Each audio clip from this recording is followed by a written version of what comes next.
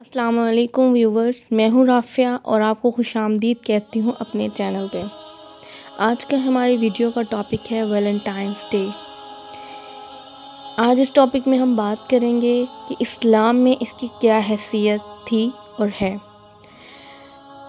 سب سے پہلے بات کی جاتی ہے زمانہ قدیم میں عورت کے دو سٹیٹس تھے۔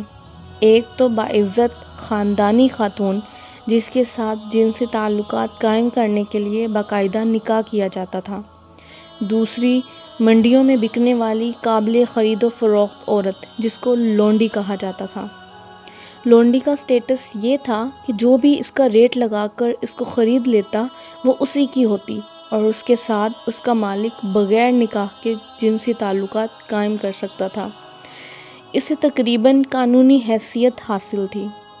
اسلام نے غلامی کے تصور کی حوصلہ شکنی کی اور غلاموں اور لونڈیوں کو آزاد کروا دیا، لیکن آج پھر کچھ لڑکیاں اپنے آپ کو باعزت خاندانی اور نکاح کے ذریعے گھر کی مالکن کے مرتبے سے گرا کر وہی لونڈی کے درجہ پر لے آئی ہیں، اور اس جدید دور کی لونڈی کا نام ہے گرل فرینڈ، جس کے بارے میں ابن آدم کا دعویٰ ہے کہ وہ اس کو گھٹیا سے گفٹ اور چند بار کی شاپنگ کے عوض خرید لیتا ہے۔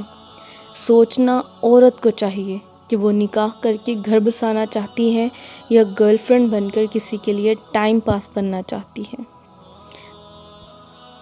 میری تمام مسلمان لڑکیوں اور لڑکوں سے گزارش ہے کہ وہ اس بے حیائی سے دور رہیں، کیونکہ قرآن پاک میں اللہ تعالیٰ نے ارشاد فرمایا کہ جو لوگ اس بات کو پسند کرتے ہیں کہ مومنوں میں بے حیائی یعنی تہمت بدکاری کی خبر پھیلے، ان کو دنیا اور آخرت دونوں میں دکھ دینے والا عذاب ہوگا، اور اللہ جانتا ہے اور تم نہیں جانتے۔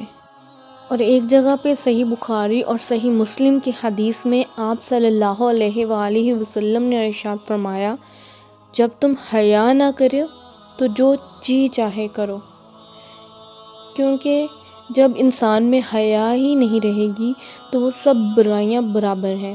اللہ تعالیٰ ہم کو عمل کی توفیق دے اور اس بے حیائی اور گناہ کے کاموں سے بچائے رکھے، آمین یا رب العالمین۔ جزاک اللہ خیر۔